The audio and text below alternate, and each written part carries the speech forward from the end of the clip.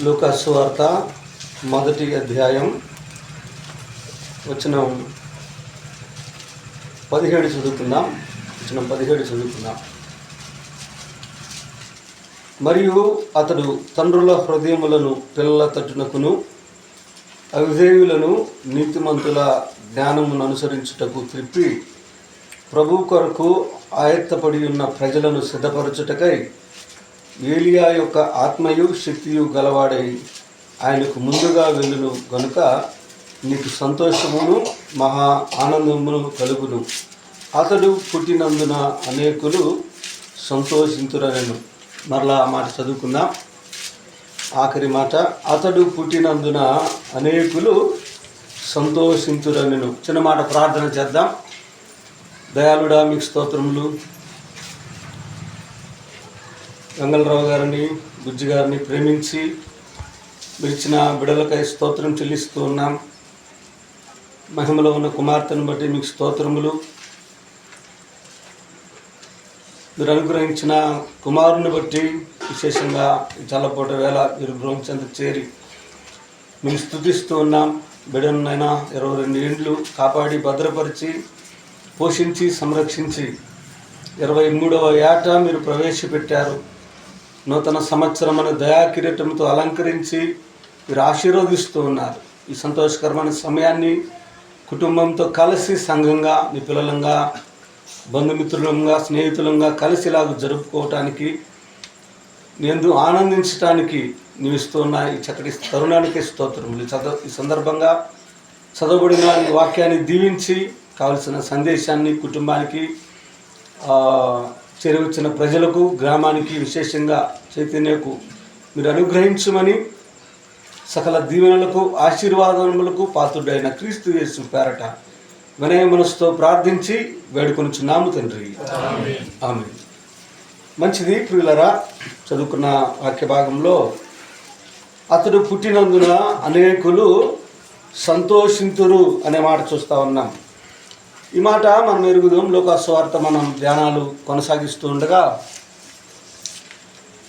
బాప్తిస్మమిచ్చి యోహానును బట్టి అనేకులు సంతోషిస్తారు, తన ద్వారా అనేక మందికి సంతోషం కలుగుతుంది అని దేవుడే జకర్యా ద్వారా పలికించాడు. కాబట్టి ఆయన పరిచర్య ఎలా ఉండబోతుందో కూడా ఆ వచనంలో తెలియజేశాడు. యోహాను పరిచర్య 3వ అధ్యాయం నుండి ప్రారంభించబడినట్లు దైవగ్రంథంలో మనం చూస్తాం.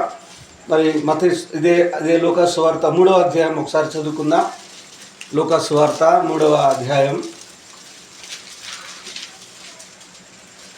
తిబేరి కైసరు ఏలుబడిలో 15వ సంవత్సరమందు యోదయకు పొంతి పిలాతు అధిపతిగాను, గలిలయకు హేరోదు చతుర్థాధిపతిగాను, ఇతురయ త్రకోలితి దేశములకు అతని తమ్ముడైన ఫిలిప్పు చతుర్థాధిపతిగాను, అబిలేనే దేశమునకు లుసానియా అధిపతిగాను, అన్నయు కైపయు ప్రధాన యాజకులుగాను ఉన్న కాలమున అరణ్యములోనున్న జకర్యా కుమారుడైన యోహాను నొద్దకు దేవుని వాక్యము వచ్చెను. ప్రభునందు ప్రియ సోదరి సోదరులారా, ప్రభువైన యేసుక్రీస్తు వారి యొక్క జన్మకు ముందుగా, ఆ వాగ్దాన కుమారుని యొక్క జన్మకు ముందుగా ఆయన యొక్క మార్గాన్ని సరళం చేయడానికి రావలసిన యోహాను జన్మించి మరి ఆయన పరిచర్య ప్రారంభించబడిన దినాలను ఇక్కడ దైవగ్రంథం తెలియజేస్తూ ఉంది. చరిత్ర ఆధారంగా ఈ విషయాలు ఇక్కడ వ్రాయబడ్డాయి. యోహాను తన పరిచర్య ఎప్పుడు ప్రారంభించాడు అనే మాట ఇక్కడ తేటగా తెలియచేస్తూ ఉన్నాడు. తిబేరి కైసరు ఏలుబడిలో అన్నాడు. ప్రభువైన యేసుక్రీస్తు వారు జన్మించినప్పుడు జనసంఖ్య వ్రాయబడింది కదా. అప్పుడు ఏ కైసరు ఉన్నాడని 2వ అధ్యాయం 1వ వచనం చదువుకున్నా. కైసరు ఔగుస్తు, అగస్టస్ అంటారు. అతని పేరు మీదనే ఆగస్టు నెల పెట్టారు. ఆగస్టు నెలకు ఆ పేరు పెట్టారు. ఈ ఔగుస్తు లేక అగస్టస్ అనేవాడు చనిపోయాడు. అతని తర్వాత అతని స్థానంలో ఇప్పుడు మనం చదువుకున్నాం కదా, తిబేరి టైబేరియస్ అంటారు ఇంగ్లీష్లో. ఈ తిబేరి అనేవాడు రోమా పాలకుడిగా, రోమా చక్రవర్తిగా, కైసరు అనేది బిరుదు, టైటిల్ అంటారు. ఎవరు సింహాసనం ఎక్కినా ఆ పేరు తర్వాత కైసరు అనే మాట తగిలిస్తారు. కాబట్టి తిబేరియా అనేవాడు కైసర్ అయ్యాడు, లేక చక్రవర్తి అయ్యాడు, రోమా పాలకుడు అయ్యాడు. అతని ఏలుబడిలో 15వ సంవత్సరం మందు అంటా ఉన్నాడు. బైబిల్ ఒక చరిత్ర గ్రంథమని మరొకసారి తేటగా ఈ వచనాల ద్వారా మనం చూస్తూ ఉన్నాం. జనసంఖ్య అగస్టస్ కాలంలో వ్రాయబడింది. ఆ కాలంలో ప్రభువు జన్మించాడు. యోహాను కూడా అదే కాలంలో జన్మించాడు. అతని మరణం తర్వాత 30 ఏండ్లకు దగ్గర అతను చనిపోయిన తర్వాత అతని స్థానంలో టైబీరియస్ అనేవాడు, తిబేరి అనేవాడు రోమా పాలకుడు అయ్యాడు. ఆ సమయంలో బాప్తిస్మిచ్చే యోహాను తన పరిచర్యను ప్రారంభించాడు అని తెలియజేయబడుతుంది. రోమాను లేక ప్రపంచాన్ని రోమీయులు పాలిస్తూ ఉన్నారు. రోమా చక్రవర్తి తిబేరి ఆ కాలంలో అని చెప్పాడు. యూదయకు ఎవరు? పొంతి పిలాతు అధిపతిగాను అన్నాడు. యూదా దేశాన్ని ఎవరు పాలిస్తూ ఉన్నారు? ప్రభు అయిన యేసుక్రీస్తు వారు జన్మించినప్పుడు ఎవరున్నారు? ఏ రాజు ఉన్నాడు? హేరోదు ఉన్నాడు. కానీ ఇప్పుడు ఇక్కడ హేరోదు లేడు. అది చరిత్ర గురించి చదువుకున్న తర్వాత ఆలోచన చేద్దాం. యూదయకు పొంతి పిలాతు అధిపతిగా ఉన్నాడు, అంటే గవర్నర్గా ఉన్నాడు. ఈ పొంతి పిలాతు రోమీయుడు. అలాగే గల్లియాకు హేరోదు చతుర్థాధిపతిగాను, ఇతురయ త్రొకోనీతి దేశములకు అతని తమ్ముడైన ఫిలిప్పు చతుర్థాధిపతిగాను, అబిలేనే దేశమునకు సులానియా అధిపతిగాను అన్నాడు కదా. అంటే ఎవరు ఏ ప్రాంతాలు పరిపాలిస్తూ ఉన్నారో చెప్పాడు. ఏం చెప్పాడంటే అగస్టస్ తర్వాత, అతను మరణించిన తర్వాత తిబేరి అనేవాడు రోమా చక్రవర్తి అయ్యాడు. ఆ కాలంలో బాప్తిస్మిచ్చే యోహాను తన పరిచర్య ప్రారంభించాడు. హేరోదు కూడా చనిపోయాడు. క్రీస్తు శకం 7లో హేరోదు చనిపోయాడు. బైబిల్ ఎరిగిన వారికి, ప్రభు యేసుక్రీస్తు వారి యొక్క జనన విధానం తెలిసిన వారికి గుర్తుంటుంది. హేరోదుని బట్టి జ్ఞానులు వచ్చి యూదులో రాజుగా పుట్టినవాడు ఎక్కడున్నాడు, మేము ఆయన ఆరాధించ వచ్చామని చెప్పినప్పుడు నేను కూడా వచ్చి ఆరాధిస్తా, వెళ్ళి వెతకండి అని చెప్పాడు. అప్పుడు భయపడి మరియా యోసేపులు ప్రభు యేసుక్రీస్తు వారిని ఎక్కడికి తీసుకెళ్లారు? ఐగుప్తుకి తీసుకువెళ్ళారు. హేరోదు చనిపోయాడన్న సంగతి విని వారు తిరిగి వచ్చి యోదయను విడిచి నజరేతులో జీవించారు. కాబట్టి ఆయన నజరేయుడుగా పిలువబడ్డాడు. కాబట్టి ఈ హేరోదు చనిపోయిన తర్వాత అతనికి 4 కుమారులు ఉన్నారు. ఈ 4 కుమారులు రాజ్యాన్ని పంచుకున్నారు. హేరోదు మహాచక్రవర్తి, యూదా చక్రవర్తి, యూదా రాజుగా ఉన్నాడు. కానీ హేరోదు తర్వాత అతని కుమారులు రాజ్యాన్ని 4 భాగాలుగా పంచుకున్నారు. ఇక్కడ కూడా ఒక కైసరుని చదువుకున్నాం, హేరోదుని చదువుకున్నాం కదా. గలిలియాకు ఎవరున్నారు? హేరోదు చతుర్థాధిపతి, రాజు కాదు. ఎవరైతేనో చతుర్థాధిపతి. అంటే గలిలియా ప్రాంతం, ఇప్పుడు మనం దేన్నైతే జోర్డాన్ అంటున్నామో ఆ ప్రాంతాన్ని హేరోదు పరిపాలిస్తూ ఉన్నాడు. తర్వాత ఆ పక్కనున్న గోలాన్ హైట్స్ అంటారు, ఇప్పుడు సిరియా దేశంలో ఉంది. ఇప్పుడు ఇజ్రాయెల్కి సిరియాకి కాన్ఫ్లిక్ట్ జరుగుతుంది అక్కడ గోలాన్ హైట్స్ ప్రాంతంలో. ఈ ప్రాంతాన్ని ఈ హేరోదు యొక్క తమ్ముడు ఫిలిప్పు పరిపాలిస్తూ ఉన్నాడు. ఈ ఫిలిప్పు కూడా ఎవరు అంటే హేరోదు ఉన్నాడు కదా చక్రవర్తి, వీళ్ళ తండ్రి. ఆ హేరోదుకు అలాగే ఐగుప్తు రాణి క్లియోపాత్ర అని చరిత్రలో విని ఉంటారు. ఆమెకు పుట్టినవాడు ఈ ఫిలిప్పు. కాబట్టి ఈ ఫిలిప్పు ఈ నార్త్ ఈస్ట్ అంటారు. నార్త్ గలిలియాలోనేమో హేరోదు చతుర్థాధిపతిగా ఉన్నాడు. ఆ నార్త్ ఈస్ట్లోనే గోలాన్ హైట్స్ ప్రాంతంలోనేమో ఇప్పుడు అది సిరియా ప్రాంతం అంటారు దాన్ని. ఈ ఫిలిప్పు పరిపాలిస్తూ ఉన్నాడు.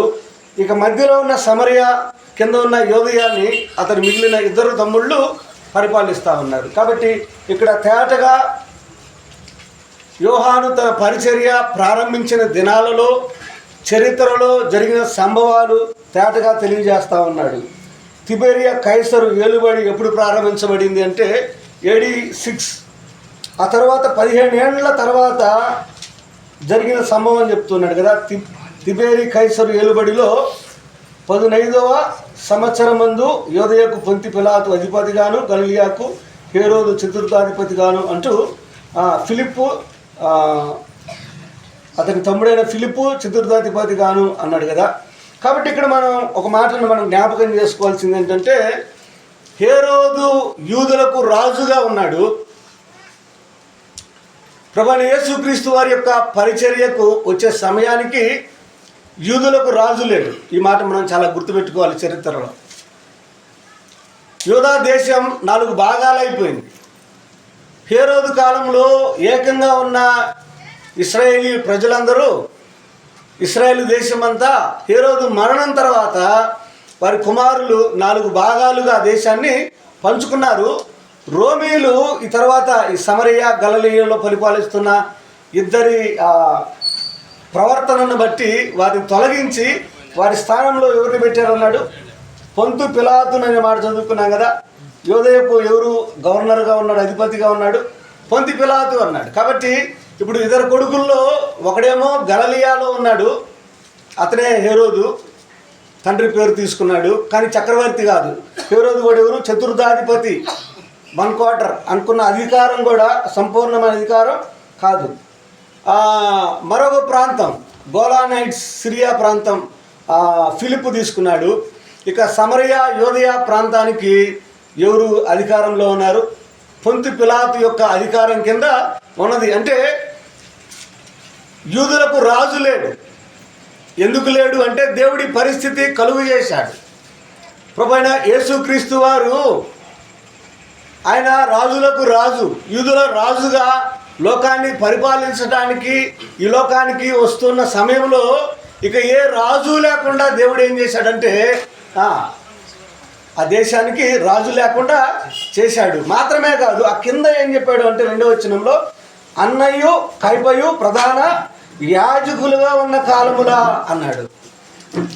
అన్న కైప ఎవరు? వీరు ప్రధాన యాజకులు. అన్న అనేవాడు ప్రధాన యాజకుడిగా ఉన్నాడు. అతని 4 కుమారులు కూడా సరిగాని వ్యక్తులు కాబట్టి వారికి అనుకూలమైన వాడు కైపాని రోమా చక్రవర్తి హై ప్రీస్ట్ అంటారు, ప్రధాన యాజకుడిగా నియమించాడు. ఇతనికి ప్రజలలో మన్నన లేదు కాబట్టి ఇతను అన్నకు అల్లుడు. ఎవరు? ఈ కైపా అనేవాడు అన్న అనేవాడికి అల్లుడు. కాబట్టి అన్న నడిపిస్తూ ఉండగా వెనక కయప ప్రధాన యాజకుడుగా ఊరికే ఒక పప్పెట్గా తోలుబొమ్మలాగా ఆడుతూ ఉన్నాడు. నిజమైన ప్రధాన యాజకుడు వారికి లేరు. ఇప్పుడు అర్థమవుతుందా?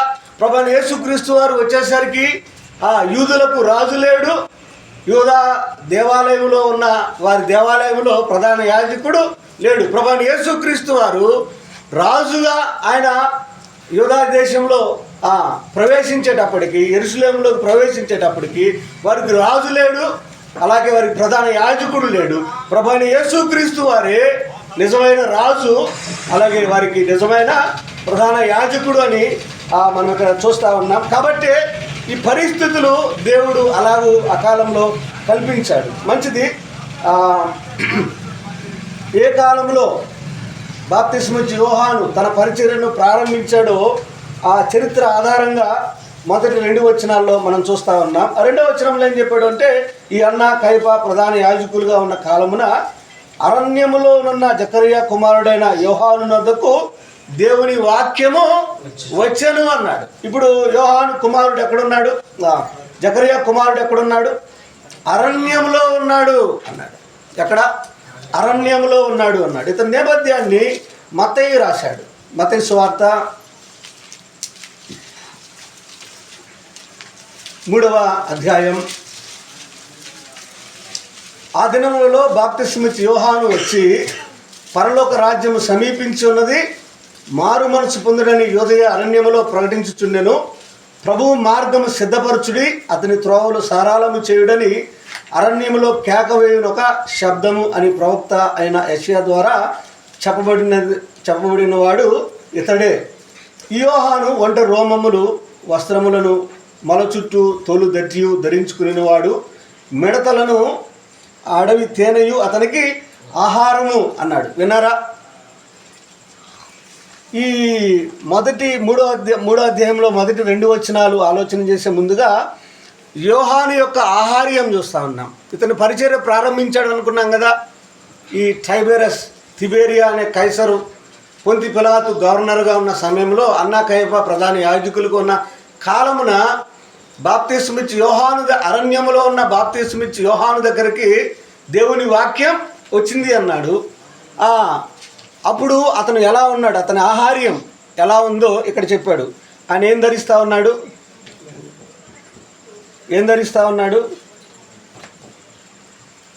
4వ వచనంలో చెప్పాడు. యోహాను ఒంటె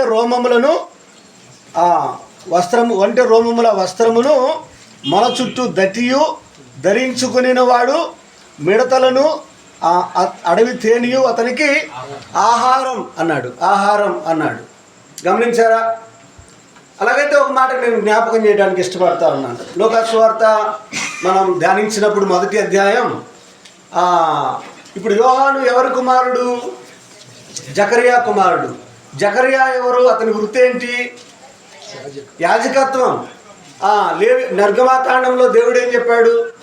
అతనికి ఘనతయు అలంకారములు కలుగునట్లు అతనికి ప్రత్యేకమైన వస్త్రములు తయారు చేయి, కుట్టించు అని మోషేకి ఆజ్ఞాపించాడు. అహరోనును ప్రధాన యాజకుడుగా చేయమన్నాడు. అంటే ప్రధాన యాజకుడు చాలా ఘనంగా ప్రజల్లో కనబడాలి, అతనికి అలంకారము ఘనత కలుగునట్లుగా అతని కొరకై ప్రత్యేకమైన వస్త్రాలు తయారు చేయించు అని నిర్గమాకాండంలో మోషేకి దేవుడు అహరోను విషయమై ఆజ్ఞాపించినట్లు మనం చూస్తూ ఉన్నాం. కాబట్టి యాజకులు ప్రజలందరికంటే భిన్నంగా ప్రత్యేకంగా ఘనంగా ప్రజల ఎదుట కనబడాలి. అదే వారు దేవుని సన్నిధిలో ప్రవేశించేటప్పుడు వారి వస్త్రాలు సన్నపునార వస్త్రాలు, ప్రజల ముందు వారు గనులుగా కనబడాలి. అదే దేవాది దేవుని సన్నిధిలో వారు చాలా దీనంగా హంబుల్గా కనబడాలి. కాబట్టి వారి వస్త్రాలు పరిచర్య చేసేటప్పుడు సన్నపునార వస్త్రాలు ధరించాలి, ఎఫోదు ధరించాలి. అలాగే ప్రజల ఎదుట వారు నిలబడి ఆశీర్వచనాలు బెండిక్షన్ అంటారు ఇచ్చేటప్పుడు వారు ఈ ప్రత్యేకమైన వస్త్రాలు వారు ధరించాలి. అంటే యాజకులు ధనవంతులు, లేవీయులు వారి దశమ భాగాలు ఎక్కడికి తీసుకురావాలి? యాజకులకు దగ్గరకు తీసుకురావాలి. జకరియా ఎలిజబెత్తులు ధనవంతులు, ధనవంతుల కుటుంబంలో పుట్టిన ధనవంతులైన దంపతులకు పుట్టిన జకరియా దేవుని వాక్కు అతనికి ప్రత్యక్షమే అంతవరకు ఎక్కడున్నాడు? అరణ్యంలో ఉన్నాడు. ఈ కాంట్రడిక్షన్ మనం గమనించాలి. గోల్డెన్ స్పూన్తో పుట్టాడు, చాలా రిచ్ ఫ్యామిలీలో పుట్టాడు, కానీ ఎక్కడ బ్రతుకుతూ ఉన్నాడు? అరణ్యంలో బ్రతుకుతూ ఉన్నాడు. గమనించారా? అతని పరిచర్య ప్రారంభించినప్పుడు ఇప్పుడు చదువుకున్నాం కదా, మత్తయి 3:4లో ఏం వస్త్రాలు వేసుకున్నాడు? ఒంటె రోమములు, క్యామల్ హెయిర్ అన్నాడు ఇంగ్లీష్లో. మొల చుట్టూ దట్టి అన్నాడు. రాజుల 2వ గ్రంథం 8వ అధ్యాయం చదువుతారా? తీయగలిగితే త్వరగా. రాజుల 2వ గ్రంథం 1వ అధ్యాయం 8వ వచనంలో ఆ వ్యక్తి ఎలా ఉన్నాడు అంటే గొంగళి ధరించుకొని ఉన్నాడు అన్నాడు. అయితే అతడు ఎలీషా అన్నాడు. అంటే ప్రవక్తలు ఏం ధరించుకొని ఉంటారు? గొంగళి ధరించుకొని ఉంటారు. జకరియా గ్రంథం 13లో కూడా మాట చూస్తాం. ఇక ప్రవక్తలు ఎన్నడూ గొంగళి ధరించకుండా నేను చేస్తాను అన్నాడు జకరియా గ్రంథం 13వ అధ్యాయంలో. తీయవద్దు. కాబట్టి ప్రవక్తలు ఒక ప్రత్యేకమైన వస్త్రాలు ధరించుకునేవారు. కాబట్టి జకరియా కూడా ఏం ధరించేవాడు? ప్రత్యేకమైన వస్త్రాలు. అంటే సాధారణమైన వస్త్రాలు, సన్నపు నార వస్త్రాలు కాదు, ఫైన్ లెనిన్ క్లాత్ కాదు. ఏంటివి? ఒంటె రోమములు ధరించుకుంటా ఉన్నాడు. మిడతలు అన్నాడు. లేవియాకాండం 11వ అధ్యాయం ప్రకారం ఏం తినొచ్చు ఏం తినకూడదో చెప్పిన వాటిలో మిడతలు తినొచ్చు అన్నాడు. కాబట్టి మిడతలు, అడవి తేనె ఇతని ఆహారం. లగ్జూరియస్ ఫుడ్ కాదు. అంటే వాస్తవానికి ఇప్పుడు సందర్భం కాకపోయినా ఈ బైబిల్ స్టడీలో ఉన్నాం కాబట్టి ఒక వీడియోలోగా అది సేవ్ అవుతుంది కాబట్టి కొన్ని విషయాలు చెప్తున్నాను. సేవకులకు యోహాను ఒక మాదిరి.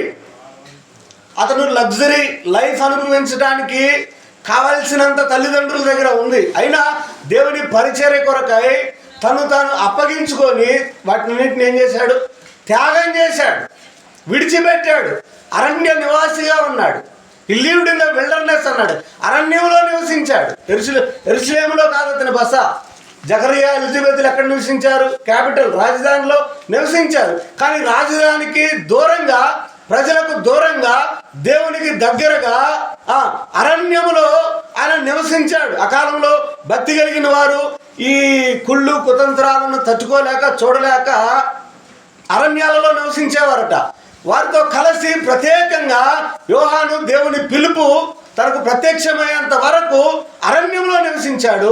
అతని ఆహారం కూడా చాలా సాధారణమైన ఆహారం. అతను పుట్టినప్పుడే అతడు నాజీరు చేయబడిన వాడు కదా. అతని గురించి ఏం చదువుకున్నా? అతడు జకర్యాకు ఎలిజబెత్ ఏం చెప్పాడు లూకా సువార్తలో? అతడు పుట్టినది మొదలుకొని పరిశుద్ధాత్మతో నిండిన వాడై మద్యమైనను ద్రాక్షారసమైనను త్రాగగా అన్నాడు.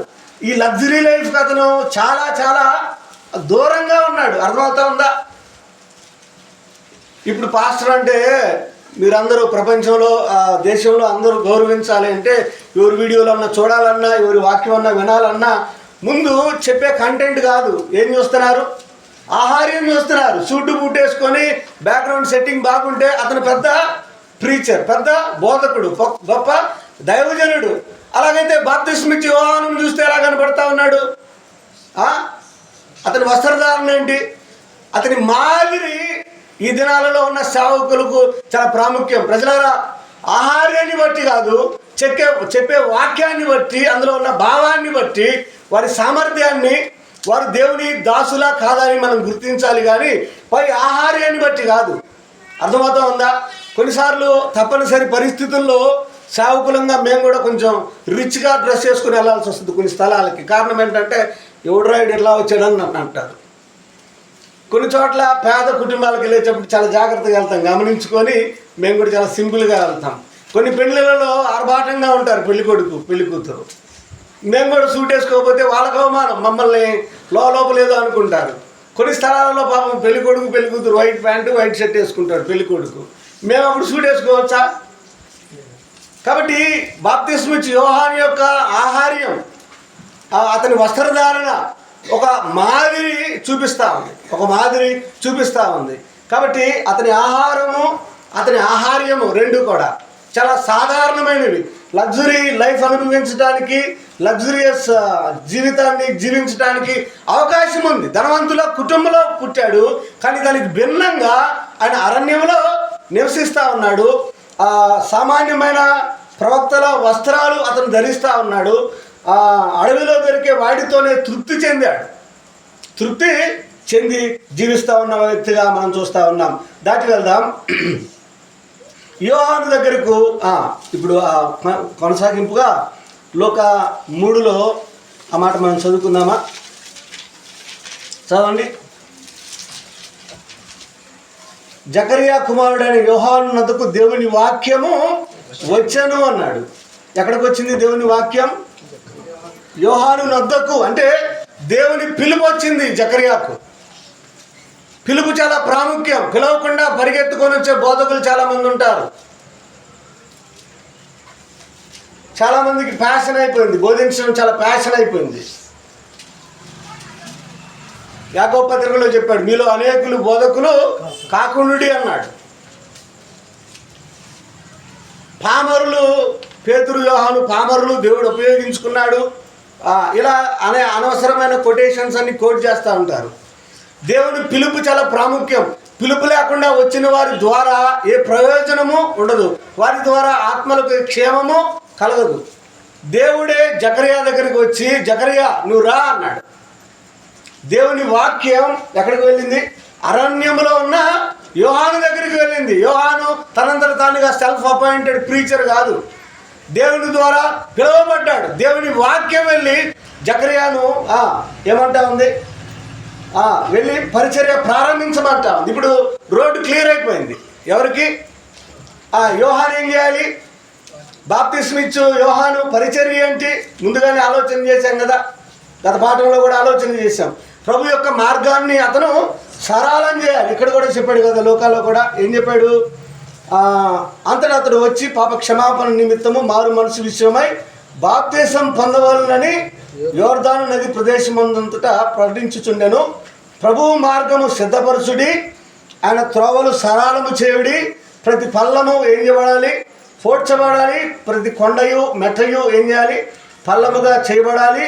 వంకర మార్గములు తిన్ననిగాను, కరుకు మార్గములు నున్ననుగాను సకల శరీరులు దేవుని రక్షణ చూతురని అరణ్యంలో కేకలు వేయుచున్న ఒకని శబ్దమని ప్రవక్త అయిన యెషయా వాక్యముల గ్రంథమందు వ్రాయబడినది ఇదే జరిగెను అన్నాడు. అంటే యెషయా గ్రంథం 40వ అధ్యాయంలో ఇతని గురించి ప్రవచనం ఇక్కడ నెరవేరుతుంది.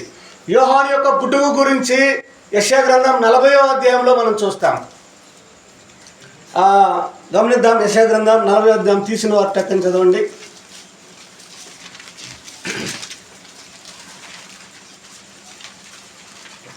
వచనం 3, ఆలకించుడి, అడవిలో ఒకడు ప్రకటించుచున్నాడు, ఎట్లనగా అరణ్యంలో యెహోవాకు మార్గము సిద్ధపరచుడి, ఎడారిలో మా దేవుని రాజమార్గము సరళము చేయుడి. ప్రతి లోయను ఎత్తు చేయవలను, ప్రతి పర్వతము ప్రతి కొండయు అణచవలను, వంకరవి చక్కగాను కరుకైనవి సమముగాను ఉంచవలను అన్నాడు, ఉండవలను అన్నాడు కదా. కాబట్టి ఇతని గురించి, ఇతని పరిచర్య గురించి ముందుగా ప్రవచించబడినట్లుగా యెషయా గ్రంథంలో అరణ్యంలో కేకవేయి ఒక శబ్దం అన్నాడు. నువ్వెవరు అని అతను అడగడానికి వచ్చిన వారికి ఆయన తనెవరో తెలియజేస్తూ వచ్చాడు. మంచిది పిల్లారా, దాని గురించి ఇంకా ఆలోచన చేసే ముందుగా యెషయా ద్వారా మాత్రమే కాదు, మలాకీ ద్వారా కూడా ఇతని గురించి ప్రవచించబడింది. మలాకీ 3:1 అలాగే 4వ అధ్యాయం ఆఖరి 2 వచనాలలో కూడా ఏలియా యొక్క ఆత్మీయ శక్తి కలిగిన వాడిగా ఈ యోహాను పరిచర్య చేస్తాడు అని యోహాను గురించి ముందుగానే ప్రవచించబడింది. ప్రవచన నెరవేర్పుగా ఆయన జన్మించాడు, ఆయన పరిచర్య ప్రారంభించాడు. ఏ కాలంలో ప్రారంభించబడిందో ఇక్కడ తేటగా తెలియజేశాడు. ఇప్పుడు ఎక్కడ ఉన్నాడు ఈయన? అరణ్యంలో ఉన్నాడు. దేవుని వాక్యం అతని దగ్గరికి రాగా ఇప్పుడు అక్కడ ఎక్కడికి వచ్చాడు? వచ్చిన 3 మనం చూస్తే అంతటా అతడు వచ్చి అన్నాడు, వచ్చి పాప క్షమాపణ నిమిత్తము మారు మనసు విషయమై బాప్తిసము పొందవలెనని యోర్దాను నది ప్రదేశమందంతటా ప్రకటించుచుండెను అన్నాడు. ఇక్కడ ఒకసారి ఆలోచన చేద్దాం. ఎక్కడికి వచ్చాడు? యోర్దాను నది దగ్గరకు వచ్చాడు. ఎందుకు వచ్చాడు అంటే దీనికి ఒక అర్థం ఉంది ప్రియులారా, గమనించండి, జాగ్రత్తగా వినండి.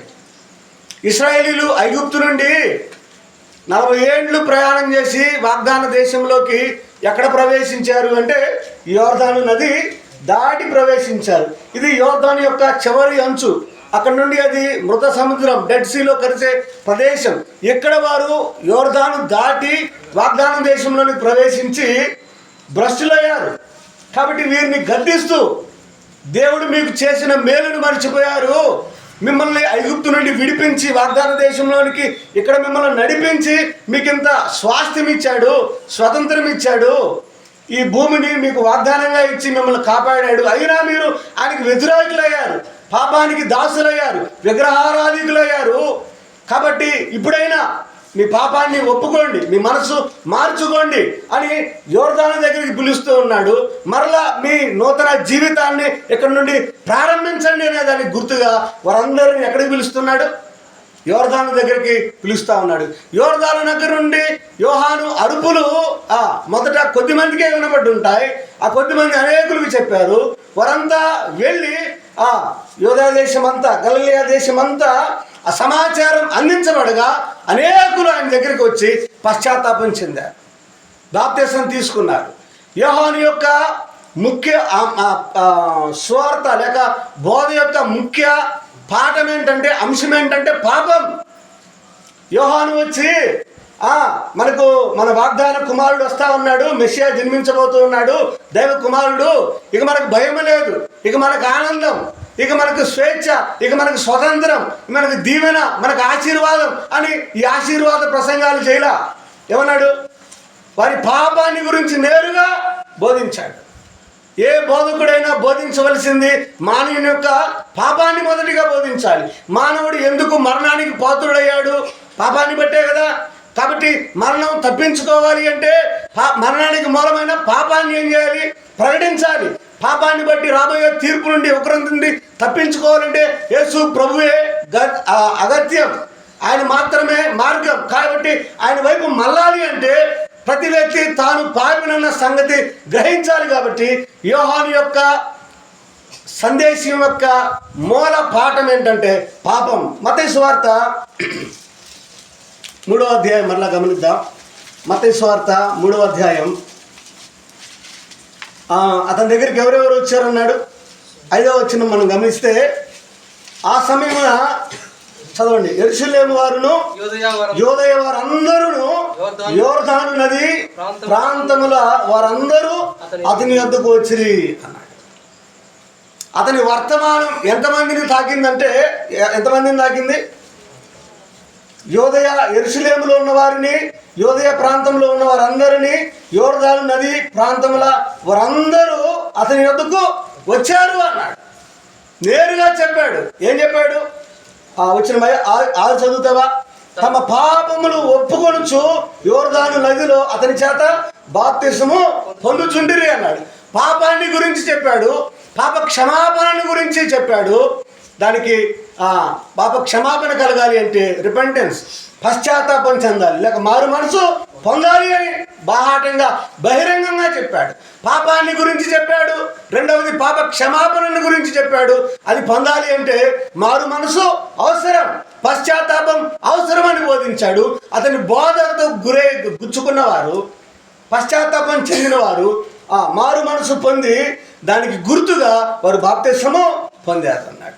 యోహాను ద్వారా అనేకులు బాప్తిసము పొందారు. యోహాను వాక్యం అనేక మందిని తాకింది. వారు పాపులన్న సంగతి గ్రహించారు. వారు జీవము గల దేవుని విడిచిపెట్టి విగ్రహాల వైపు తిరిగిన సంగతి వారు గ్రహించి వారి బాధలకు, వారి కష్టాలకు కారణం వారి పాపమే అని వారు పాపాన్ని ఒప్పుకున్నారు.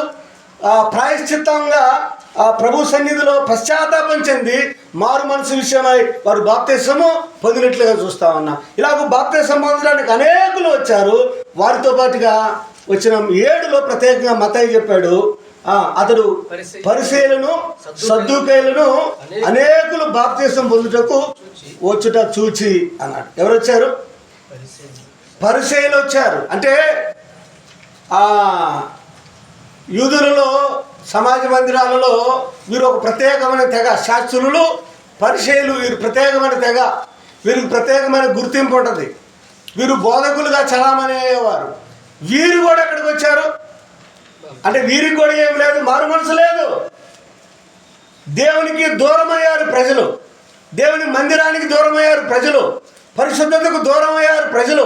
వీరందరినీ గద్దించి దేవుని దగ్గరకు యోహాను ఏం చేస్తున్నాడు? నడిపిస్తూ ఉన్నాడు. ఆయన వాక్యం వారిని తాకగా గుచ్చుకున్న వారై, పొడవబడిన వారై, పశ్చాత్తాపంతో వారి పాపాలు ఒప్పుకొని మారు మనసు పొందుతూ బాప్తిసం పొందుతున్న అనేకులతో పాటుగా పరిసయ్యులు వచ్చారు, సద్దూకయ్యులు కూడా వచ్చాడు. వారితో ఆయన అన్న మాట వచ్చిన 7 మరలా చదువుదాం. అతడు పరిసయ్యులలోను సద్దూకయ్యులలోను అనేకులు బాప్తిసం పొందుటకు వచ్చుట చూచి, సర్ప సంతానమా, రాబో ఉగ్రతను తప్పించుకున్నట్టుకు నీకు బుద్ధి చెప్పిన వాడు ఎవడు? మారు మనసుకు తగిన ఫలము ఫలించుడి అన్నాడు. ఆయన ప్రసంగం విన్నారా? ఎంత ఘాటుగా ఉందో. ఏమన్నాడు? సర్ప సంతానమా అన్నాడు. ఇవాళ ఇలా మాట్లాడే బోధకులు ఉన్నారా? ఇలా బోధించగలిగిన ధైర్యం ఉన్న బోధకులు ఉన్నారా? ఇలా బోధిస్తే అసలు ప్రజలు వస్తారా? కానుకలు వస్తాయా? డబ్బులు వస్తాయా? డబ్బులు రావాలంటే ఈ ప్రసంగాలు చేస్తే ఎవడైనా ఉంటాడా? రే సర్ప సంతానమా అంటే ఉన్నవాడు ఏం చేస్తాడు? ఇతను చేత తిట్టించుకోవడానికి నేను వచ్చిందని వచ్చినవాడు కూడా వెళ్ళిపోతాడు. కానీ సూటిగా చెప్తున్నాడు ఏమని? సర్ప సంతానమా, అపవాది సంబంధులారా, మా రాబోయే తీర్పును తప్పించుకోవడానికి మీకు బుద్ధి చెప్పిన వాడు ఎవడు? ఎలాగోలా బుద్ధి తెచ్చుకున్నారు, మారు మనసు పొంది ఏం చేశారు? బాప్తిసం పొందారు. కాబట్టి మారు మనసుకు తగిన ఫలం ఫలించండి అన్నాడు. మారు మనసుకు తగిన ఫలం ఫలించాలి అన్నాడు. ఫలించండి అని వారిని హెచ్చరించి పంపించాడు. నెత్తి మీద చెయ్యి పెట్టి వారిని ఆశీర్వదించి పంపించలేదు. ఏమన్నాడు? మారు మనసుకు తగిన ఫలం ఫలించండి. ఇప్పుడు దాకా అపవాది సంబంధంలాగా బ్రతికారు, ఇప్పుడైనా బుద్ధి తెచ్చుకొని పాపాలు ఒప్పుకొని బాప్తిసం పొందారు మారు మనసు విషయమై, ఇప్పుడైనా మారు మనసుకు తగిన ఫలం ఫలించండి అన్నాడు. సరైన ఫలాలు ఫలించండి, సరిగ్గా జీవించండి, సరిగ్గా బ్రతకండి అని వారిని గద్దించిన వాడిగా మనం చూస్తూ ఉన్నాం. ఇక కింద వివరాల్లోకి వెళ్ళే లోపుగా లూకా సువార్తలో మరికొంతమంది ఆయన దగ్గరికి వచ్చారు. వారి సంగతి కూడా ఆలోచన చేద్దాం. లూకా సువార్త అదే 3వ అధ్యాయం, మత్తయి 3, లూకా 3. ఇక ఎక్కడికి వెళ్దాం? 7వ వచనం. అతడు తన చేత బాప్తిసం పొందవచ్చిన జన సమూహములను చూచి అన్నాడు. ఎవరు వచ్చారు? మత్తయి సువార్తలో పరిసయ్యులు, సదుకయ్యులు వచ్చారు, ఇక్కడ జన సమూహము అన్నాడు. ఇంకా క్రిందికి వస్తే 12లో ఎవరు వచ్చారన్నాడు? సుంకరులు బాప్తిసం పొందవచ్చి బోధకుడా మేమేమి చేయవలనని అతను అడవుగా, అతడు మీకు నిర్ణయించబడిన దానికంటే ఎక్కువ తీసుకోవద్దని వారితో చెప్పాను అన్నాడు. సుంకరులు వచ్చాడు. సుంకరులు అంటే పన్ను వసూలు చేసేవారు, అధికంగా వసూలు చేసి ప్రజలను పీల్చి పిప్పి చేసేవారు. వారిని కూడా గద్దిస్తా ఉన్నాడు. మారు మనసుకు తగిన ఫలం ఫలించండి, ఎంత వసూలు చేయాలో ఇంటికైనా నీటికైనా అంతే వసూలు చేయండి, అంతకు మించి వసూలు చేయవద్దని వారిని గద్దించాడు. 14లో ఎవరు వచ్చారు? సైనికులను మేము ఏమి చేయాలి అన్నాడు కదా. అపోస్తుల కార్యములు 2లో పేతురు అపోస్తులు బోధించినప్పుడు, అలాగే 16లో చెరసాల నాయకుడు అయ్యలారా మేమేమి చేయవలను అంటే, మూర్ఖులకు ఈ తరానికి వేరే మారు మనసు పొందండి అని పేతురు హెచ్చరించినట్లుగా బాప్తిసం ఇచ్చే యోహాను కూడా ఏం చెప్తున్నాడు సైనికులకు? మీరు ఇతరులను బెదిరించకుండా, బాధ పెట్టకుండా మీరేం చేయండి, మీ పని మీరు సరిగా చేయండి, మీ జీతాల మీద మీరు ఆధారపడండి, మీరు ప్రజలను బెదిరించి అక్రమమైన సొమ్ము తీసుకోవద్దు అని వారి పనిని వారికి జ్ఞాపకం చేసి హెచ్చరించిన వాడిగా మనం చూస్తూ ఉన్నాం. సరే, దాటి ముందుకు వెళ్దాం. మరలా మత్తయి సువార్తకు వద్దాం. మత్తయి సువార్త 3వ అధ్యాయం 8 చదువుతారా? అబ్రహాము మాకు తండ్రి అని మీరు చెప్పుకొని తలంచవద్దు. దేవుడు దేవుడు ఈ రాళ్ల వలన అబ్రహామునకు పిల్లలను పుట్టింపగలడని మీతో చెప్పుచున్నాను. వీళ్ళ అతిశయం ఏంటంటే ఎవరిది? ఈ శాస్త్రులు, పరిచయులు, మేము అబ్రహాము సంతానం, మేము వాగ్దాన పుత్రులం, ఈ వాగ్దాన భూమి మాది, మేము స్వతంత్రులం, అందరికంటే ఉన్నతులం అని అతిశయం, గర్వం వీళ్ళది. మా గోత్రమే గొప్ప, మేమే గొప్ప, మాకంటే మిగిలిన వారితో సహవాసం చేయడానికి ఇష్టపడరు, మిగిలిన వారిని తాగడానికి ఇష్టపడరు, మిగిలిన వారి బజారులు గుండా వెళ్ళడానికి కూడా వీరు ఇష్టపడరు. ఈ కాలంలో కూడా ఉన్నారు కదా. కాబట్టి వీరు తమను తాము చాలా గొప్పవారిగా ఊహించుకుంటూ ఉంటే ఏమనుకుంటున్నారో మీరు? దేవుడు అబ్రహాము ద్వారా కాదు, ఈ రాళ్ళ ద్వారా కూడా ఏం చేయగలుగుతాడు దేవుడు? ఏమన్నాడు? దేవుడు ఈ రాళ్ల వలన అబ్రహామునకు పిల్లను పుట్టింపగలడని మీతో చెప్పుచున్నాను అన్నాడు. మీరు సరైన ఫలాలు ఫలించకపోతే మిమ్మల్ని తొలగించి, అంటే ఇశ్రాయేలు జాతిని, అబ్రహాము సంతానాన్ని తొలగించి వేరేవారిని నియమించే లేక వేరేవారిని ఏర్పరచుకోవటం దేవునికి చాలా సాధారణమైన విషయం అని చెప్తూ ఉన్నాడు. వారి అతిశయం ఏంటంటే దేవుడు మమ్మల్ని దూరం చేయడం అని, వారు మేము ఆశీర్వాద పుత్రులమనే అతిశయంతో జీవిస్తూ ఉంటే వారిని గద్దిస్తూ ఉన్నాడు. పిల్లరా, వారిని హెచ్చరిస్తూ ఉన్నాడు. దేవుడు ఈ రాళ్ల వలన అబ్రహామునకు పిల్లలను పుట్టింపగలను మీతో చెప్పుచున్నాను అంటూ వచ్చిన 10లో చెప్పాడు. ఇప్పుడే గొడ్డలి చెట్ల వేరున ఉంచబడి ఉన్నది కనుక మంచి ఫలము ఫలించని ప్రతి చెట్టును నరకబడి అగ్నిలో వేయబడును అన్నాడు. కాబట్టి ఏం చేయాలి? తగిన ఫలము ఫలించని ప్రతి చెట్టును ఆయన ఏం చేయబోతున్నాడు? నరికివేయబోతూ ఉన్నాడు అన్నాడు. విశ్వాసులమైన మనం కూడా బాప్తిసం పొంది దేవుని పిల్లలంగా సంఘములో ఆరాధిస్తూ తగిన ఫలం మనం ఫలించకపోతే, ఆయన ఫలాలను వెతక వచ్చినప్పుడు ఫలములు కనరాకపోతే అనేమంటా ఉన్నాడు? వ్యర్థంగా ఈ నేల ఎందుకు అయిపోవాలి, ఈ చెట్టును ఏం చేయమంటున్నాడు? నరికివేయమంటా ఉన్నాడు. కాబట్టి హెచ్చరిస్తూ ఉన్నాడు. వీరు సరిగా ఫలించకపోతే ఇప్పుడే గొడ్డలి చెట్లు వేరున ఉంచబడి ఉన్నది కనుక మంచి ఫలము ఫలింపని ప్రతి చెట్టు నరకబడి అగ్నిలో వేయబడును అన్నాడు. మారు మనసు నిమిత్తం నేను మీకు బాప్తిస్మం ఇచ్చుచున్నాను, అయితే నా వెనక వచ్చుచున్నవాడు నాకంటే శక్తిమంతుడు, ఆయన చెప్పులు మోయుటకైనను నేను పాత్రుడను కాను అన్నాడు. ఆయన పరిశుద్ధాత్మలోను అగ్నితోను మీకు బాప్తిస్మం ఇచ్చును అన్నాడు. ఒక మాట ఇక్కడ నేను జ్ఞాపకం చేస్తాను. ఇప్పుడు ప్రజలందరూ ఎవరెవరు వచ్చారు? యెరూషలేము, యూదయ, యోర్దాను నది పరివాహ ప్రాంతంలో ఉన్న ప్రజలందరూ వచ్చారు. పరిసయ్యులు, శాస్త్రులే వస్తే సామాన్య ప్రజలు రాకుండా ఉంటారా? సుంకరులు వచ్చారు, సైనికులు వచ్చారు, ప్రజలందరూ వచ్చారు. ఇప్పుడు ఇతనికి గొప్ప పేరు వచ్చింది. జనరల్గా ఏమైంది, స్వాభావికంగా మనిషికి పొగరు తలకెక్కింది, అతిశయం వచ్చింది. యోహాను అలాగే ఎక్కడ అతిశయించిన వాడు కాదు. ఆ వచనం అదే చెప్తుంది. యోహాను అతిశయించిన వాడు కాదు. యోహాను సువార్తలో వారు పొరబడి మేము ఎదురు చూస్తున్న మెసేజ్ నీవేనా అని అడగడానికి వచ్చారు. నేను అన్నీ తిప్పటం లేదు, ఊరికి జ్ఞాపకం చేస్తున్నా. ఆయన నేను కాదు అని ఒప్పుకున్నాడు. ఆయన నేను కాదు అన్నాడు.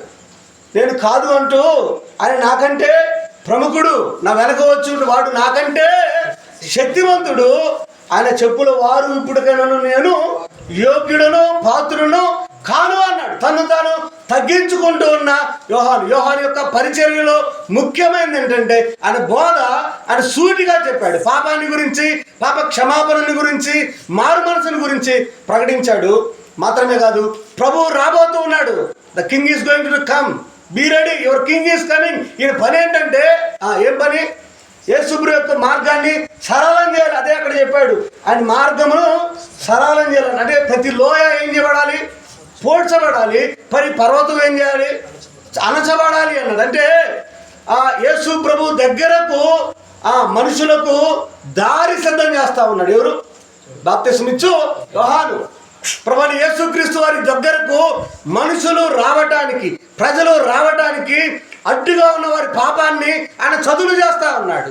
ఎత్తుగా ఉన్న వారి అహంకారాన్ని చదును చేస్తా ఉన్నాడు, పూడుస్తూ ఉన్నాడు కదా. చాలా మందికి నేటి దినాల్లో కూడా యేసు ప్రభు దగ్గరికి రావడానికి చాలా పర్వతాలు, చాలా లోయలు అడ్డు, అభినమ్మికలు, రకరకాలు కదా ఆటంకాలు పెట్టుకొని ఆయన రావడానికి సిద్ధంగానే ఉన్నాడు. నీవే మార్గాన్ని ఏం చేస్తున్నావు? జటిలం చేస్తున్నావు. హార్డిల్స్ అంటారు. చాలా వాటిని అడ్డంగా పెట్టుకొని ఆయన నీ దగ్గరికి రాకుండా నువ్వే దూరం చేసుకుంటూ ఉన్నావు. బాప్తిస్మం ఇచ్చే యోహాను ప్రజల యొక్క హృదయాలలో మార్గాన్ని ఏం చేస్తున్నాడు? సరళం చేస్తున్నాడు. మార్గం అంటే ఇది అక్షరార్థమైన రోడ్డు కాదు. హృదయాలలోకి, ప్రజల హృదయాలలోకి యేసుక్రీస్తు ప్రభువుని, వారు నిరీక్షిస్తున్న మెస్సియాను పరిచయం చేయడానికి వారి హృదయాలలో ఉన్న మార్గాన్ని, అడ్డును ఆయన తొలగిస్తూ ప్రతి పల్లాన్ని ఆయన పొడుస్తూ ఉన్నాడు. ప్రతి పర్వతాన్ని ఆయన చనుచి వేస్తూ ఉన్నాడు. చంద్రును చేస్తూ మార్గాన్ని సిద్ధపరిచాడు. మీకు తెలిసిన లేఖన భాగమే కదా మనకి. యెరికో నుండి యెరూషలేముకి ఏముంది? మార్గం ఉంది. త్రోవ, మార్గం, దారి. యెరూషలేము నుండి యెరికో కింద ఉంటుంది కదా, చక్కటి దారి, అందరూ తేలిగ్గా ప్రయాణం చేస్తారు.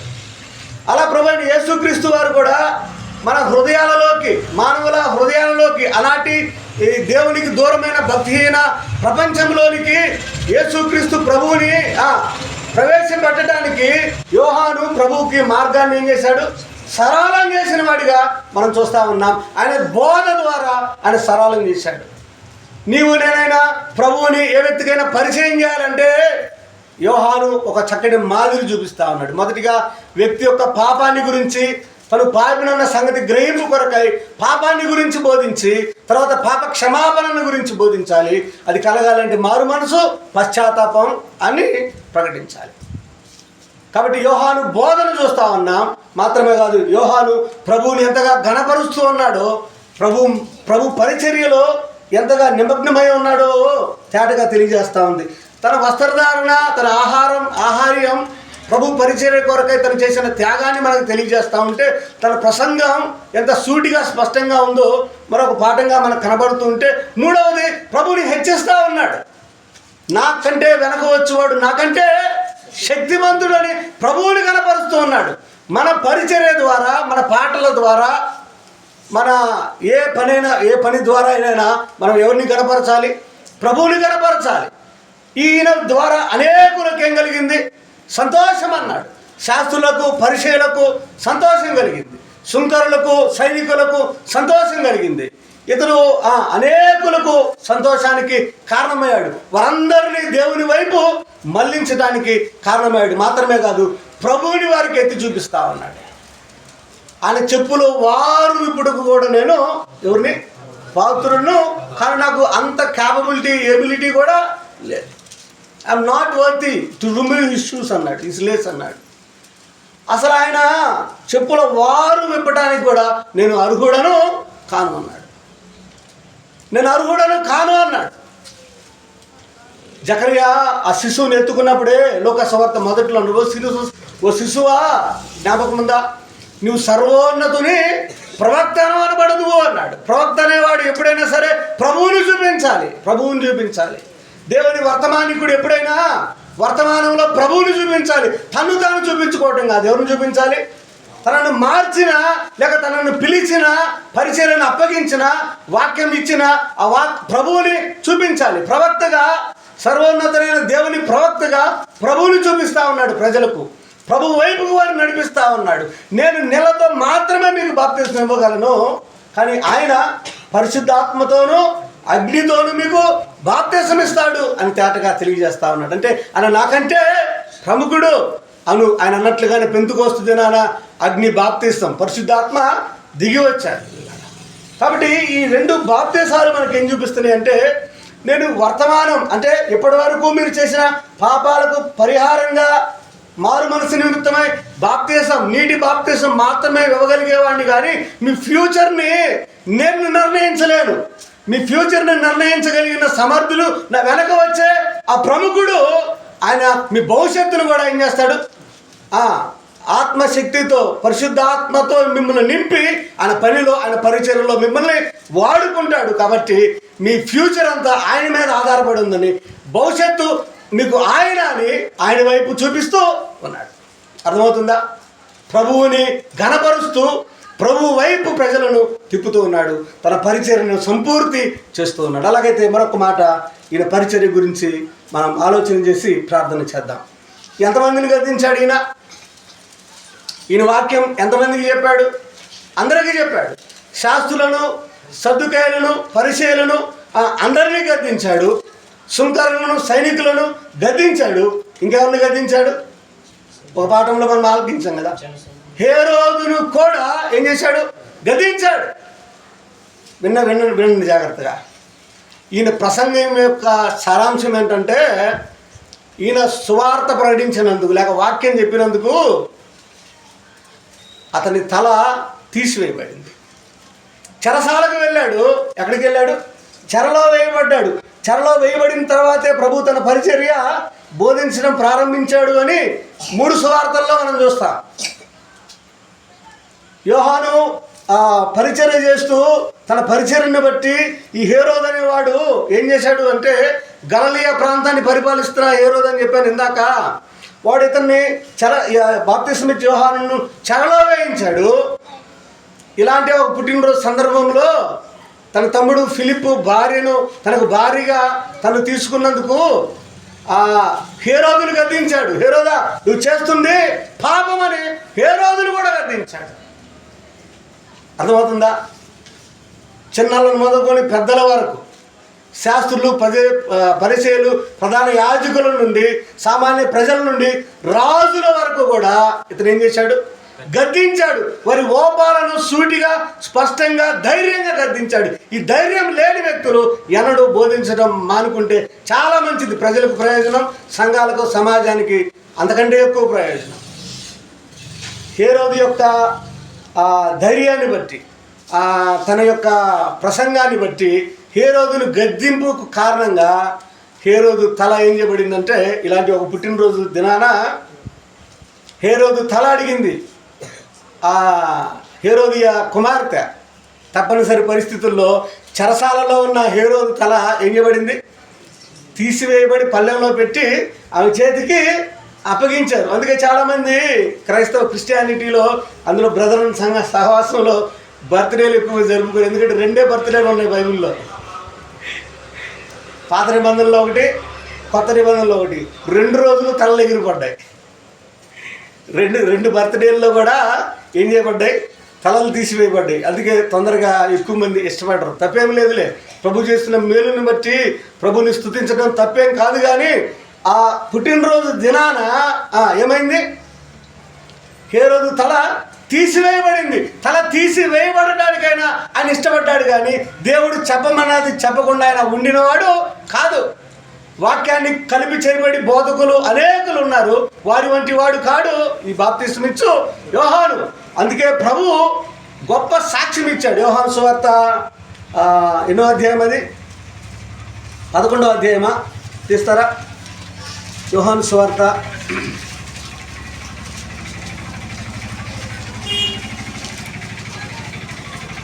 5:35. 5:35 యోహాను సువార్త 5:35. అతడు మండుచూ ప్రకాశించుచున్న దీపమై ఉండెను, మీరు అతని వెలుగులో ఉండి కొంతకాలము ఆనందించుటకు ఇష్టపడితిరి అన్నాడు. ప్రభువే యోహాను గురించి ఏం చెప్తున్నాడు? అతడు మండుచు ప్రకాశించు దీపమై ఉండెను అన్నాడు. అతడు మండాడు, అదే అనేకులను ఏం చేశాడు? మండించాడు. అనేకులను మండించాడు, ప్రభు వైపు నడిపించాడు. దేవుని వాక్యం అతను ప్రకటిస్తూ ఉండగా అనేక మంది గుచ్చుకున్నారు, పొడవబడి దేవుని వైపు తిరిగారు. వారు పాపాలు ఒప్పుకొని పశ్చాత్తాపం పడి దేవుని వైపు తిరిగారు. ప్రభువే అతని గురించి సాక్ష్యం ఇస్తా ఉన్నాడు.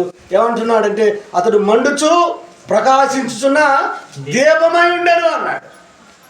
లోకసువార్త 7లో అనుకుంటా ఆయన చెప్పాడు, స్త్రీలు కనిన వారిలో బాప్తిస్మిచ్చు యోహాను కంటే గొప్పవాడు లేడు అన్నాడు. ఎంత గొప్ప సాక్ష్యం! అతని పరిచర్యకు దేవుడిచ్చిన సాక్ష్యం ఏంటంటే, స్త్రీలు కలిగిన వారిలో బాప్తిస్మిచ్చు యోహాను వంటి వాడు లేడు అన్నాడు.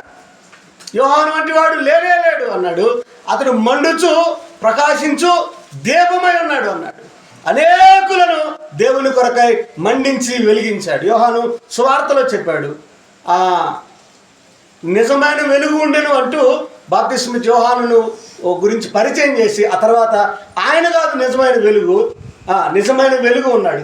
ఆ నిజమైన వెలుగుకి ఈ బాప్తిస్మిచ్చు యోహాను ఏం చేశారంటే టార్చ్ బేరర్ అంటారు, వెలుగును చూపించాడు. యేసుక్రీస్తు దగ్గరకు మార్గాన్ని వెలుతురును చూపించిన వాడు బాప్తిస్మిచ్చు యోహాను. అనేకులను మండించాడు. ఎంత అంటే హేరోదు కూడా భయపడ్డాడు. శాస్త్రులు పరిచయాలు వచ్చారు, శంకరులు సైనికులు వచ్చారు. ప్రభువైన యేసుక్రీస్తు వారిని అందు విశ్వాసం ఉంచి వారు మారు మనసు నిమిత్తమై బాప్తిస్మము పొందారు. కాబట్టి బాప్తిస్మిచ్చు యోహాను ద్వారా ఏం కలిగింది అంటే అనేకులకు సంతోషం కలిగింది. ఆయన బోధ ప్రాముఖ్యమైన సంగతి. రెండవదిగా ఆయన ఆహార్యం, అతని ఆహారం. ధనవంతుల కుటుంబంలో పుట్టిన ఆయన ఎక్కడ జీవించాడు? అరణ్యవాసిగా జీవించాడు. దేవుని వాక్యం అతనికి ప్రత్యక్షమయ్యేంత వరకు ఆయన అరణ్యంలోనే ఉన్నాడు. లగ్జరీలో జీవించడానికి అన్ని అనుకూలతలు ఉన్న దేవుని చిత్తాన్ని నెరవేర్చడానికై, దేవుని చిత్తాన్ని నెరవేర్చుట కొరకై ఆయన వాటన్నిటిని త్యాగం చేసి ప్రక్కన పెట్టి అరణ్యవాసిగా అరణ్యంలో దేవుని వాక్కు అతనికి ప్రత్యక్షమై తన పరిచర్యకు పంపించేంత వరకు ఆయన అరణ్యంలోనే ఉన్నాడు. దేవుని సన్నిధిలో ఉన్నాడు కాబట్టి, ఆయన మండాడు కాబట్టి అనేకులను ఆయన మండించగలిగాడు. మాత్రమే కాదు, అనేకులను దేవుని వైపు నడిపించి వారిని ప్రభువైన యేసుక్రీస్తు వారి యొక్క మార్గాన్ని సరళం చేసిన వాడుగా బాప్తిస్మిచ్చు యోహానును మనం చూస్తూ ఉన్నాం. ఒక మాట మనం చదువుకొని ప్రార్థన చేసుకుందాం. లూకా సువార్త లభిందా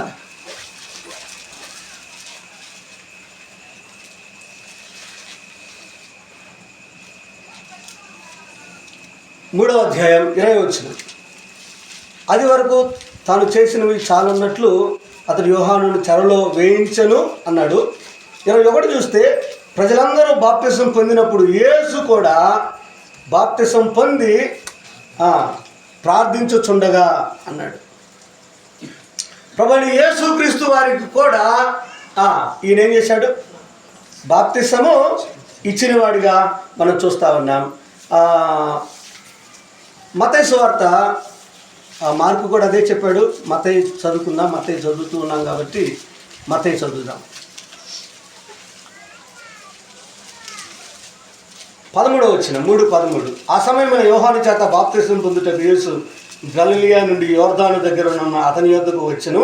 అందుకు యోహాను, నేను నీ చేత బాప్తిసం పొందవలసిన వాడనై ఉండగా నీవు నా యొద్దకు వచ్చుచున్నావా అని ఆయనను నివారింప చూచెను. కానీ యేసు, ఇప్పటికి కానిమ్ము, నీతి యావత్తు ఇలాగూ నెరవేర్చుట మనకు తగి ఉన్నది అతనికి ఉత్తరం ఇచ్చాను కనుక అతడు అలాగూ కానిచ్చాను అన్నాడు. ప్రభు కూడా ఇక సమయం దాటిపోయింది కాబట్టి బాప్తిసం ఇచ్చే యోహాను గురించి మనం ఆలోచన చేస్తూ ఉన్నాం. ప్రభు పరిచర్య బాప్తిసం ఇచ్చే యోహాను ద్వారా బాప్తిసం పొందడం మాత్రమే కాదు, కానీ వెంటనే బాప్తిసం ఇచ్చే యోహాను ఏం చెప్పడ్డాడంటే చెరసాలలో వేయబడగా వెంటనే ప్రభు సువార్త ప్రకటించటం ప్రారంభించాడు. వచ్చిన 4వ అధ్యాయం వచ్చిన 12 చదువుదామా? ఆఖరిగా 4వ అధ్యాయం 12 చదువుకొని ప్రార్థన చేద్దాం. యోహాను చెరపట్టబడిన యేసు విని గలిలయకు తిరిగి వెళ్ళి నజరేతును విడిచి జబులూను నఫ్తాలి అనే దేశంలో ప్రాంతంలో సముద్ర మంది కపెర్నహూమునకు వచ్చి కాపురం ఉండెను అని చెప్తూ ఏమన్నాడు? వచ్చిన 17లో అప్పటి నుండి యేసు పరలోక రాజ్యము సమీపించి ఉన్నది కనుక మారు మనసు పొందునని చెప్పుచు ప్రకటింప మొదలు పెట్టాను అన్నాడు. యోహాను బాప్తిసం ద్వారా ప్రభు పరిచర్య ప్రారంభించబడింది. యోహాను పరిచర్య ఎక్కడ విడిచిపెట్టాడో ప్రభు యేసుక్రీస్తు వారి పరిచర్య అక్కడి నుండి ప్రారంభించబడింది. అంటే ఒక రకంగా మనకు అర్థమయ్యే భాషలో చెప్పాలంటే సర్వలోకానికి రక్షణ కలుగు చేసే పని ప్రభు యేసుక్రీస్తు వారిదే. కానీ ఆ పని రిబ్బన్ కటింగ్ చేసింది ఎవరు అంటే బాప్తిసం ఇచ్చు యోహాను.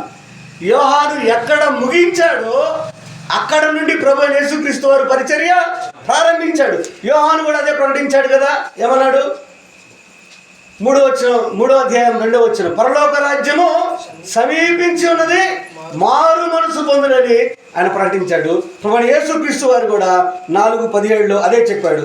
పరలోక రాజ్యము సమీపించి ఉన్నది కనుక మారు మనసు పొందునని చెప్పుచు ప్రకటించుచున్నాడు.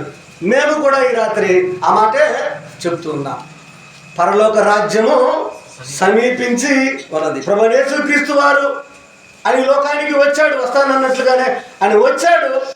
సర్వలోకానికి కలువరిలో ప్రాయశ్చిత్తంగా రక్షణ సిద్ధపరిచి మరలా ఆరోహణమై ఆయన ఇప్పటికి 2000 సంవత్సరాలు గడిచిపోయింది. ఆయన మరలా నేను మీ కొరకు వస్తాను, మీకు స్థలములు సిద్ధపరచ వెళ్తున్నానని వాగ్దానం చేసి వెళ్ళాడు. ఆయన వెళ్ళిన వాడు మరలా వస్తాడు. పరలోక రాజ్యం అంటే అక్షరార్థంగా మిలీనియం అంటారు. భూమి మీద ఆయన 1000 ఏండ్లు ఆయన యెరూషలేమును రాజధాని చేసుకొని ఆయన పరిపాలించబోతూ ఉన్నాడు. ఈ లోపుగా ఈ పరలోక రాజ్యంలో మనం ప్రవేశించాలి అంటే ప్రభువు యేసుక్రీస్తు వారిని యందు మనం ఏం చేయాలి? విశ్వాసం ఉంచాలి. పాపాన్ని ఒప్పుకొని పాప క్షమాపణ పొంది మనం బాప్తిసం పొంది, ప్రభు చెప్పాడు కదా, నమ్మి బాప్తిసం పొందినవాడు రక్షించబడును, నమ్మని వానికి శిక్ష విధించును.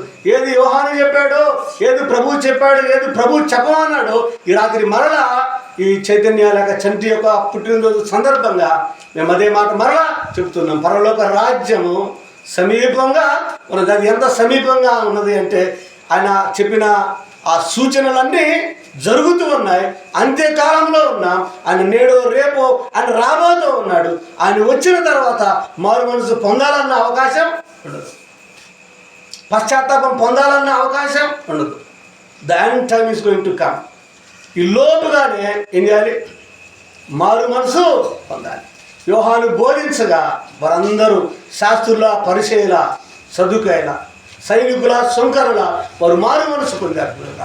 వారి వలె ఇంకా నమ్మని వారు ఇప్పుడైనా మారు మనసు పొంది పరలోక రాజ్యానికి వారసులు కావాలని, పాతాళాన్ని తప్పించుకోవాలని ప్రేమతో ఈ సందర్భంగా తెలియజేస్తూ ఈ మాటలు ఇంతతో ముగిస్తూ ఉన్నాం. కేక్ కటింగ్ ఉంటుంది. చిన్న మాట ప్రార్థన చేసిన తర్వాత కేక్ కట్ చేస్తారు. తదుపరి పలహారం తీసుకొని చదివి వెళ్దాం.